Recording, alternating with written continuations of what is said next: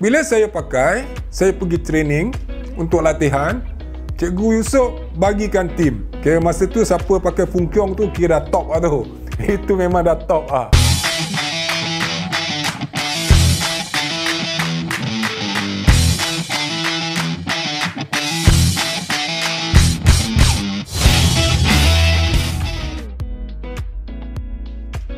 Dulu saya sekolah di sekolah Jalan Pasar, Pudu.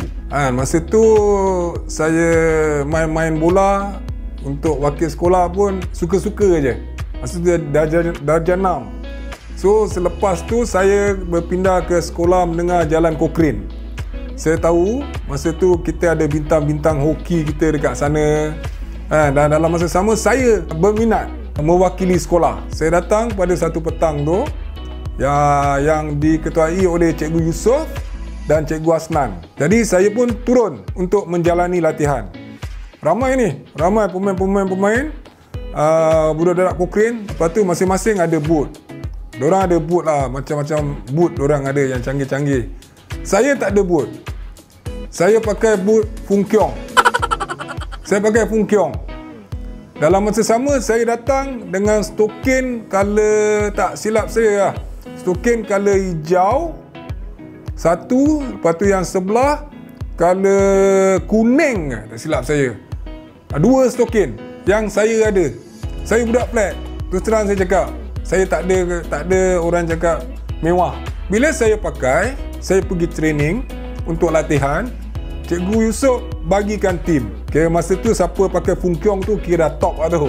Itu memang dah top lah. Selepas bermain, habis latihan, Cikgu Yusof panggil saya, "Azman, awak memang style lah."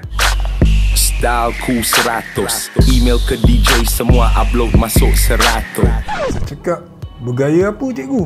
Awak punya cara penampilan lain pada yang lain. Awak datang dengan stokin kuning dan stokin hijau. Orang lain semua stokin color sama je." Saya pun ceritalah yang sebenarnya. "Cikgu, minta maaf cikgu. Sebenarnya ini je lah stokin yang ada kat rumah saya cikgu. Saya tak mampu nak beli. Sedangkan kasut pun cikgu tengok saya pakai Fung Kiong je. Jadi ini je yang saya ada cikgu." Jadi Cikgu Yusof macam dia tersentak. Dia cakap, "Oh ya ke? Saya ingat awak bergaya. Tak ada istilah bergaya dalam hidup saya cikgu." Jadi start pada tu, Cikgu Yusof, besok saya datang training, dia dah sediakan untuk saya stokin dan dalam masa sama kasut dia sediakan. Selepas tu saya terpilih menjadi penyerang utama sekolah Cochrane bawah 15 tahun. Arwah bapa saya dapat tahu, dia belikan boot. Saya tahu bukan mudah kan untuk arwah dapatkan duit untuk belikan kasut. Dia belikan kasut. Saya akan ingat sampai bila-bila. Kalau siapa tahulah 90-an, brand Tosh. Memang tak ada brand pun. Tapi bagi saya satu orang cakap apa, penghargaan untuk saya lah. Arwah belikan. Itulah kasut yang termahal saya beli mula-mula dulu. Bila saya pakai kasut arwah, saya tak pakai kasut yang cikgu bagi. Saya pakai arwah punya kasut. Dan cikgu tanya, "Kenapa Man tak pakai kasut ni?" "Tak apa. Yang ni arwah bagi, bapak saya bagi," saya cakap. Saya lebih rela pakai bapak saya punya dulu.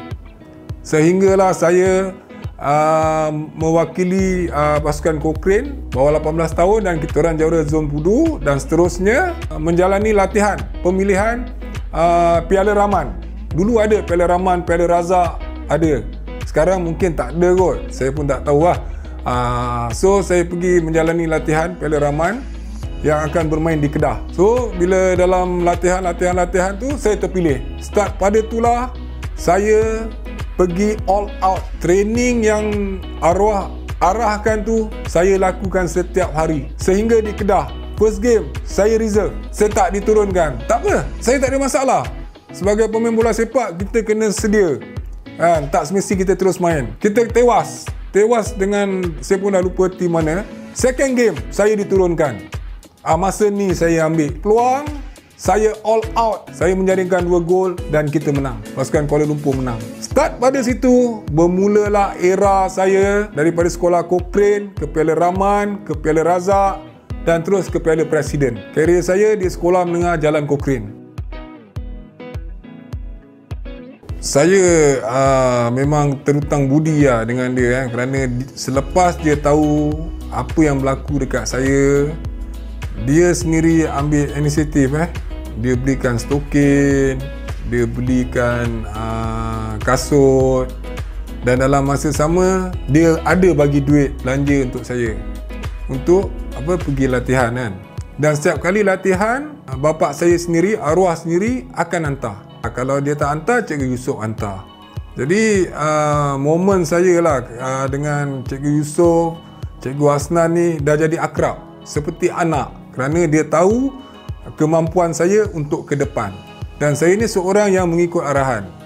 Kalau kata dia cakap training pukul 4 saya dah sampai. Saya takkan datang 4 suku, saya memang on time. Pukul 4 saya akan sampai. Kenangan manis dengan Cikgu Yusof, kita orang juara Zon Pudu dan juara sekolah-sekolah. Dan dalam masa sama, saya dengan dia kali pertama pergi ke Kedah menyarung JC Kuala Lumpur. Masa tu wilayah persekutuan dalam pertandingan Piala Rahman di Kedah, All-Star. Umur 17 tahun saya dah pergi ke overseas. Kepada budak-budak sekarang umur 17 tahun pernah pergi ke overseas.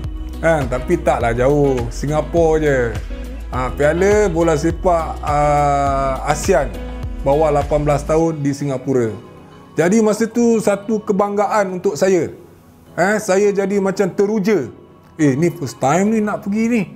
Pergi luar negara, walaupun seberang tambak je, tapi kita budak masa tu apa aku nak bawa Nak bawa susun dah sekali Maggi yang saya bawa.